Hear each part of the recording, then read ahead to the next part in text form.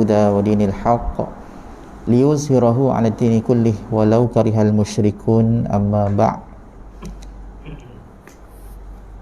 Yang dihormati Tuan Nazir, EJK-EJK-nya tak dilupakan, Ketua Kampung, seterusnya ahli karyah Masjid Rincing Hulu. Jadi alhamdulillah, kita panjatkan kesyukuran kepada Allah Subhanahu wa taala, dengan limpah kurnianya kita dapat bertemu. Allah pilih kita kan untuk sama-sama kan berada di dalam rumah Allah, menjadi tamunya, menjadi sebahagian daripada golongan yang mengimarahkan syurga-syurga Allah, taman-taman syurga.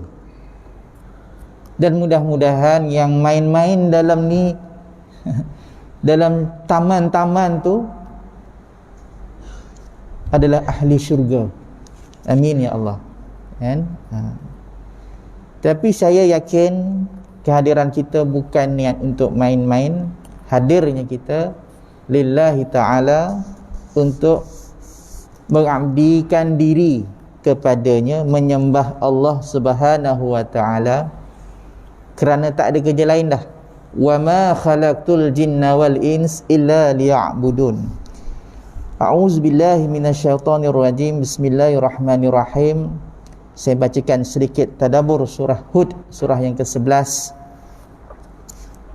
ayat yang ke-8.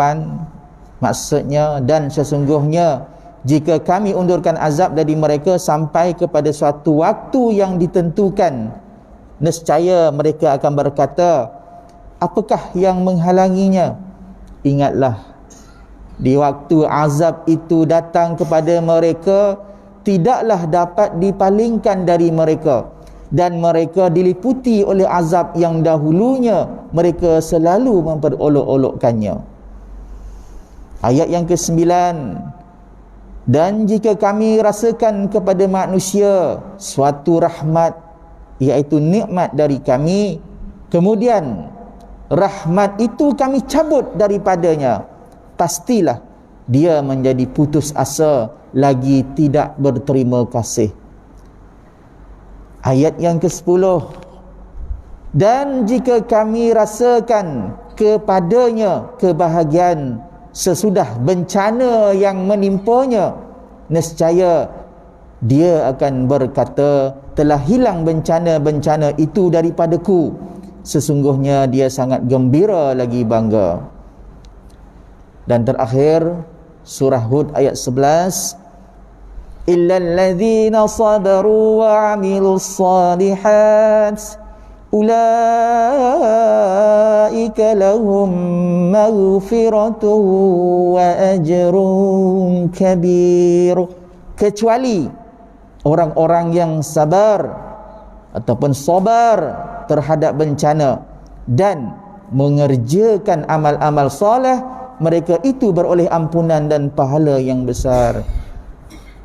InsyaAllah kan, sedikit peringatan daripada Allah Subhanahu wa taala yang turun kepada junjungan besar Nabi SAW, dinukilkan dalam mushaf Al-Quran, dibacakan bersama-sama, yang kita dibacakan sebagai umatnya, supaya kita kena ada rasa, walau apa pun bencana yang turun, banjir ke, COVID-19 ke, apa sahaja, peringatan Allah kan, kalau mereka yang ditimpa bencana merasa putus asa kan, merintih, bersedih tak habis-habis, ada tempatnya.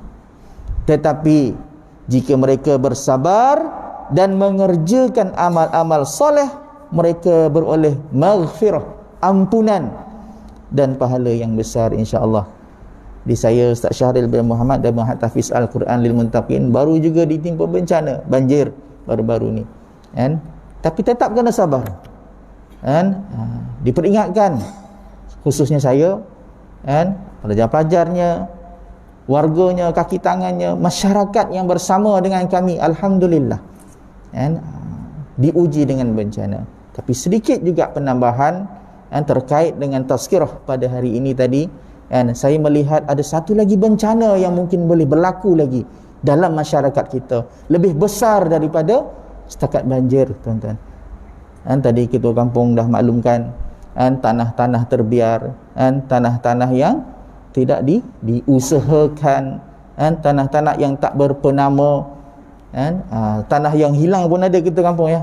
Masya Allah, tuan-tuan dan puan-puan, itu lebih dahsyat daripada banjir, tuan-tuan.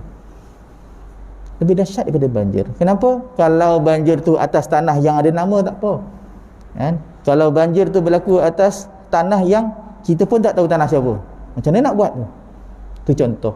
Di Malaysia, tuan-tuan, di Malaysia 1 juta kes tuntutan tanah pusaka sukar diselesaikan. 1 juta geran tanah, umpamanya macam itulah. Bayangkan kalau 1 geran bernilai 1 ekar, 1 juta ekar, tuan-tuan, dan 80% adalah milik umat Islam, tuan-tuan. Tak ke satu bencana, tuan-tuan. Bagaimana nak usahakan kampung ni kalau tanah-tanah tersebut tidak diuruskan?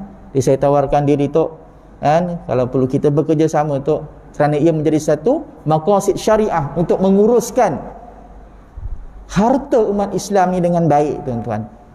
Kesian waris-waris akan datang bergaduh disebabkan harta. La yadkhulul fi jannah, tak masuk syurga, tuan-tuan. Qati'ur rahim, yakni qati'ur rahim, mereka yang memutuskan silaturahim, tuan-tuan, kan? Sedih, tuan-tuan, disebabkan tanah putus silaturahim, akhirnya tak masuk syurga, tuan-tuan. Nak ke? Jadi saranan untuk kita tadi, ya Allah, saya terasa sangat, kan? Mungkin itulah, kan, atas sebab itu, kan, Nazir juga setuju untuk jemput kami, kan, setuju untuk terima kami. Gagasan yang kami bawa untuk supaya masalah ummah dari segi pengurusan harta diuruskan masa hidup, tuan-tuan, dirancang masa hidup. Mereka yang di dalam tanah tu takkan bangun, tuan-tuan, nak uruskan tanah dia, takkan bangun, tuan-tuan. Kita tak tahu apa yang berlaku. Jangan salahkan mereka di bawah tanah, kita ni di atas tanah, tuan-tuan. Jangan kerana sekangkang-kera tanah tu berbunuhan kita, tuan-tuan.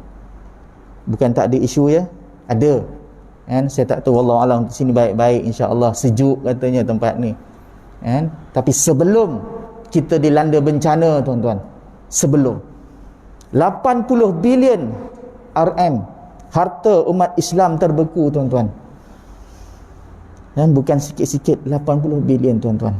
Tadi saya sebut 1 juta geran tanah, kan? Kita sebut sedikitlah, kan, nilaian tu, supaya kita boleh membayangkan. Saya ambil zakat, tuan-tuan, saya dengar 80 bilion harta umat Islam terbeku, tuan-tuan. Kalau saya ambil, kalau zakat 2.5%, cukuplah. 6,000 masjid dekat Malaysia ni, satu masjid diagih-agihkan. Masjid kaya pun bagilah, tak apa. Satu masjid RM400,000. Boleh buat apa, Nazir, 400,000? Masya Allah. Kubah emas pun boleh. Tapi tak ada lah kot, kan? Keperluan utama tu masalah karya. Ramai pelajar-pelajar yang boleh disantuni, usahawan-usahawan asnaf kita yang boleh dibantu, belia-belia yang baru nak bangkit daripada kesan-kesan Covid dan juga mungkin banjir dan sebagainya, kita boleh bantu. Siapa yang halang, tuan-tuan? Ini bencana yang paling besar. Boleh halang tak, tuan-tuan? Kita ada kuasa sebab kita masih diberikan nyawa, tuan-tuan. Zalim kalau kita tak rancang sekarang. Jadi saya seru juga, kan, nama pun tazkirah, peringatan kepada diri saya, kan. Jadi apa yang diperkatakan Tok tu tadi, kan, saya sokong, kan. Jumpa Tok, ada masalah tanah tu, sokong, saya sokong, kan. Dan saya juga tawarkan diri Tok, kan. Saya juga perancang bertauliah, kan, perunding bertauliah untuk kita bantu, kan, sama ada pejabat pesaka kecil ataupun sebagainya, kan, jika perlu, insya-Allah kita bantu sampai tuntas masalah ummah ini. Jangan biarkan ia menjadi bencana kita tak tahu sama ada kita ni mampu untuk sabar ataupun akhirnya hilang kesabaran, tuan-tuan. Jadi mudah-mudahan dengan sedikit peringatan kan, untuk kita sama-sama kan, teliti apa yang kita buat kan, apa yang kita laksanakan selari dengan apa yang Rasulullah ingatkan kita dan tinggalkan kepada kita, iaitu kan, telah kutinggalkan kamu dua perkara pusaka. Taraktu fikum amraini ma in tamassaktum bihima lan tadillu abada. Kitab Allah wa sunnat rasulih. Telah kutinggalkan kamu dua perkara pusaka, sekiranya kamu mengikuti kedua-duanya takkan sesat abadan abada, sesat selama-lamanya takkan. Iaitu kitab Allah wa sunnat rasulih. Jadi kalau kita ikut syariat, tuan-tuan, kita takkan sesat. Takkan ada 80 bilion harta terbuku. KWSP 200 bilion, tuan-tuan, terbuku. Hari ni semua orang sibuk dengan KWSP. Ada yang terbuku 200 bilion. Siapa punya, tuan-tuan? Mereka yang dah pergi. Kita pun akan pergi. Tapi kita dah urus belum? Itu persoalan dia. Jangan bertangguh, jangan tenung-tenung, jangan renung-renung. Kan? Kalau kita tak buat apa, sia-sia peringatan kita pada hari ini. Aqulu qauli hadza wa astaghfirullahal azim li wa lakum wa billahi taufiq wal hidayah. Wassalamu alaikum warahmatullahi taala wabarakatuh.